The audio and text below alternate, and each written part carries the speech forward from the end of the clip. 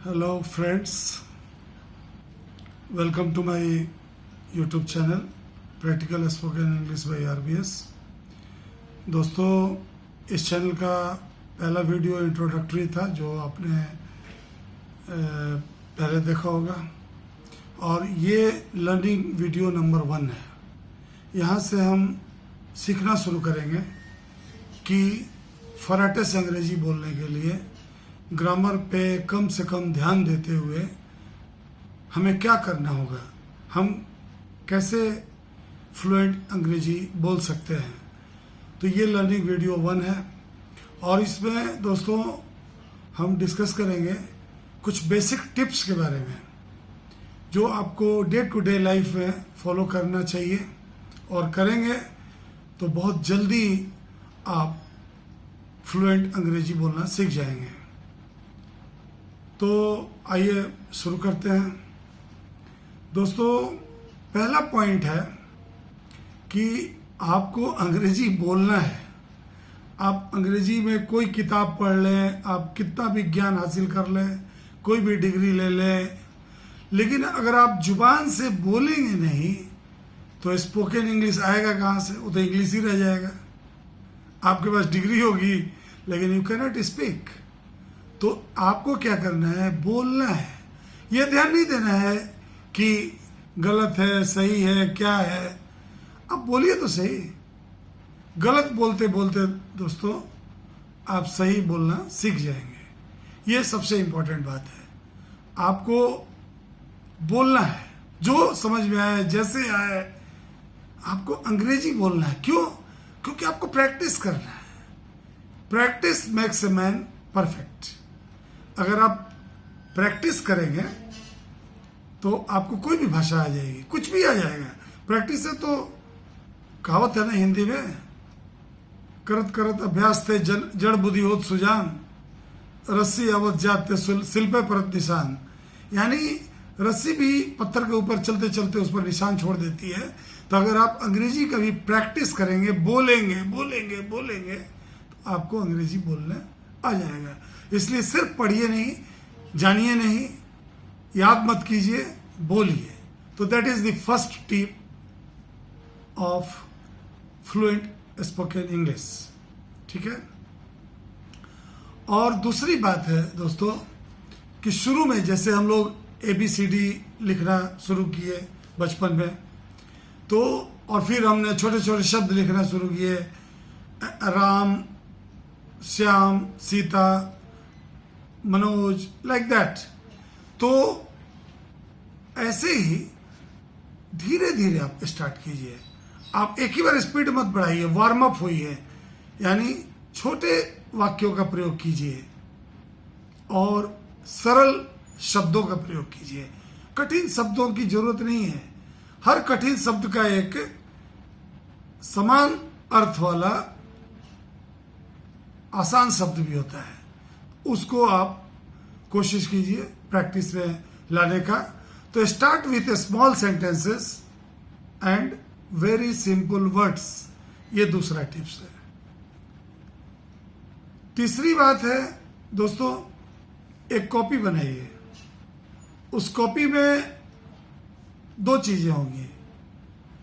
आधी कॉपी छोड़ दीजिए कि कोई सेंटेंस खूबसूरत सा आपको लगा तो उसको आप लिख लीजिए, उसका अर्थ लिख लीजिए, और वो उस तरह का सेंटेंस और भी बनाइए और प्रैक्टिस करते रहिए, बोलते रहिए। और आधी कॉपी जो होगी आपकी, जो नोटबुक होगा, उसमें वोकेबुलरी लिखिए। किस चीज का? जो भी शब्द हो सकता है कि किसी को बहुत सारे शब्द आते हो, लेकिन किसी को कोई कोई शब्द नहीं आता है, तो उस शब्द को आप लिखिए और उसका अर्थ लिखिए, और उसकी स्पेलिंग और अर्थ और उसका उपयोग कहाँ होता है, कैसे होता है, इसको देखते रहिए खाली टाइम में। उस कॉपी को आप अपना फ्रेंड बना लीजिए। तो ये तीसरी बात आप कीजिए। चौथा है दोस्तों कि आपको जुबान खोलना है, जोर जोर से बोलना है। तो इसके लिए आप रोज 15 मिनट, कम से कम 15 से 20 मिनट कोई साधारण सा मैगजीन, बच्चों का मैगजीन अंग्रेजी में हो, या कोई न्यूज़पेपर है, उसका कोई न्यूज़ है, एडिटोरियल है, अर्थ समझ में आए या ना आए, आप बोल के पढ़िए, पढ़ के बोलिए जोर से। मेरे कहने का मतलब जोर जोर से, अकेले में, बेझिझक। तो इसका प्रैक्टिस आप रोज कीजिए, आपकी जुबान टूटने लगेगी, आप धीरे धीरे शब्दों का उच्चारण करने लगेंगे। जैसे कोई भी चीज पढ़िएगा जोर से, बोल बोल कर। और दूसरी बात है कि आपको उससे ये भी पता चलेगा कि किसी बात को कहने के लिए सेंटेंस कैसे बनाए जाते हैं। आपको अगर अच्छा लगता है तो उसको अपने कॉपी में नोट डाउन कर लीजिए। तो और जो शब्द आपको उसमें कठिन लगे मैगजीन या न्यूज़पेपर में, उनको आप अंडरलाइन पहले कर लें पढ़ते समय, और बाद में उसको कॉपी में नोट करके आप उसका अर्थ लिख लें। अब दोस्तों अर्थ कैसे, वोकेबुलरी कैसे करेंगे, तो आजकल मोबाइल फ़ोन में प्ले स्टोर में जाके आप इंग्लिश टू हिंदी या इंग्लिश टू इंग्लिश भी डिक्शनरी है। आपको जो डिक्शनरी अच्छा लगे आप ट्राई कर लीजिए, 1 2 3, और उसको अपलोड कर लीजिए। किसी भी वर्ड का मीनिंग आपको पता नहीं है तो आप वहाँ से उठा सकते हैं और उसका अर्थ आप देख सकते हैं और अपनी कॉपी में लिख सकते हैं। अब तो कहने का मतलब है कि चौथा टिप्स ये है दोस्तों कि read 15 to 20 minutes any newspaper या magazine very loudly in your room. आप अपने रूम में बैठ जाइए, कोई सामने ना हो, बेझिझक जोर जोर से बोलकर पढ़िए, ठीक है।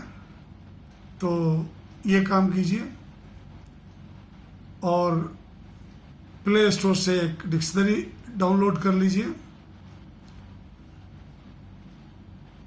और नेक्स्ट पॉइंट, 5वां पॉइंट तो ये हो गया कि आप डाउनलोड कर लीजिए डिक्शनरी। और 6ठा पॉइंट है, 6th पॉइंट, कि आप कोशिश कीजिए कि टीवी में कोई भी इंग्लिश न्यूज सुना करें, देखा करें, और देखें कि वो किस चीज को किस तरह से बोल रहा है या बोल रही है।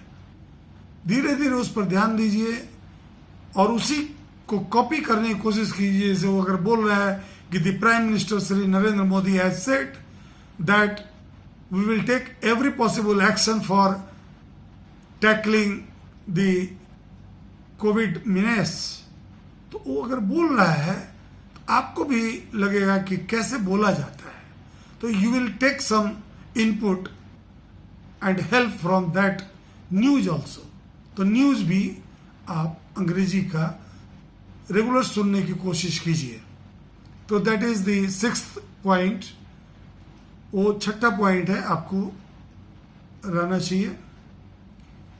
इसके बाद दोस्तों अगर आप कुछ सीख गए या नहीं भी सीखे तो आपको अकेले में शीशे के सामने, मिरर के सामने प्रैक्टिस करना है। जैसे आप कल्पना कीजिए कि आपका दोस्त रोहित है, सामने आया, तो आप उससे क्या पूछेंगे? आप पूछेंगे, hi Rohit, how are you fine? तो रोहित क्या हमसे पूछेगा? रोहित पूछेगा, व्हाट अबाउट यू, तुम कैसे हो? तो हम बोलेंगे, I am fine, I am also fine.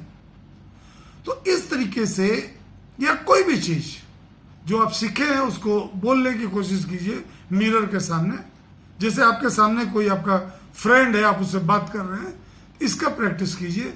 ये तब हेल्प करेगा जब आपका वास्तव में कोई फ्रेंड होगा और आपको उसी लहजे में बात करनी होगी, तो आपके लिए आसान हो जाएगा। नेक्स्ट पॉइंट है दोस्तों 8th पॉइंट, कि आप अपने फैमिली मेंबर्स जो आपके क्लोज हैं और जिनको पता है कि आप अंग्रेजी की प्रैक्टिस कर रहे हैं, उनसे आप अंग्रेजी में बात कीजिए। जैसे please get me a glass of water, please pass me some salt, please sit down, how is the day today. छोटी छोटी बातें गलती हो कोई दिक्कत नहीं है, बात कीजिए। इवन कि आपके घर में कोई डॉगी है, आप उससे भी बात कर सकते हैं। Hi Tom, please come, sit down, stand up, why are you barking, you should not bark, it is very loud. तो ये आप प्रैक्टिस कर सकते हैं।